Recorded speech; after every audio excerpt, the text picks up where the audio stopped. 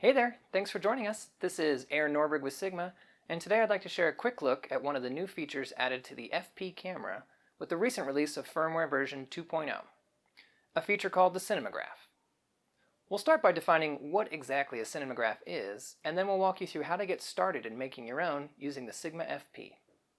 A Cinemagraph combines the motion element of video footage and the static nature of a photograph, presenting an opportunity to create a unique hybrid that can really capture the attention of your viewers.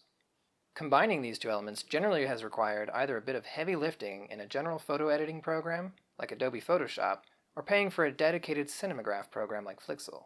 But with the version 2.0 firmware, you can now create Cinemagraphs directly on the FP without needing any additional software. Now that we've covered what a Cinemagraph is, let's jump into how you create them using the Sigma FP. To make your Cinemagraphs more impactful, we want to try and isolate something that would have otherwise been moving for our static element. Keep this in mind as you're setting up your compositions. If the element that you isolate as static in your scene wasn't moving much to begin with, your Cinemagraph may end up just looking like regular video footage. Once you have your composition squared away, record the scene as a video file. Once your video file has been recorded, navigate to the playback mode and bring up the camera's menu system. Navigate to the second page of the play menu and select the Cinemagraph function. Select New to begin the process of creating a new Cinemagraph. Select the video file you want to use as your source material and press the center dial button to continue. Next, you'll need to select the start and end frames for your motion element. You can use the four-way directional pad, the rear command dial, or the front command dial to set your in and out points. With your video segment identified, next you'll need to pick which frame from your video file you want to use as your static image. Once you've done that, we're ready to begin working on the masking layer that will differentiate the static element from the element in motion. Using the FP's touchscreen, identify the area where you want motion to occur within your Cinemagraph by removing it from the static mask. While you're working on refining your masking layer, know that there are a number of tools you can modify to help you refine your selection. You can zoom in on your file to make it easier to see your subject matter by using a pinch to zoom gesture on the touchscreen, or by using the front command dial and the rear directional pad. You can also increase or decrease both the size and hardness of your mask brush to make either broader or finer adjustments to your mask layer. Additionally, you can also toggle back and forth between either motion or still masking to control whether you're subtracting from or adding to your masking layer. Our next option allows us to modify the playback speed of the video footage, which we can use to either speed up or slow down the playback speed of our video.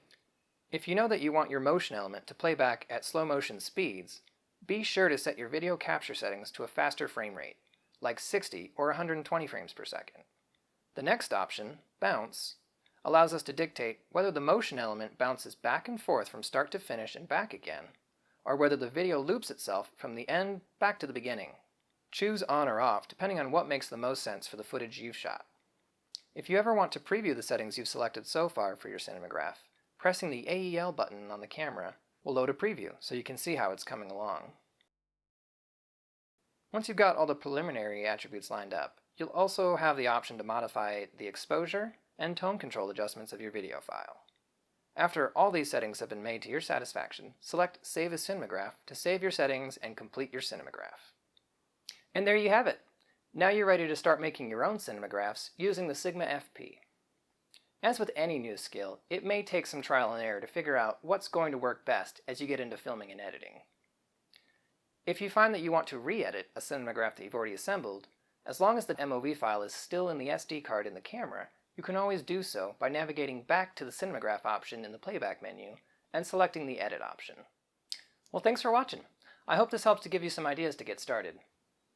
If your FP is running an earlier version of firmware, you will need to update it to version 2.0 to enable the Cinemagraph feature.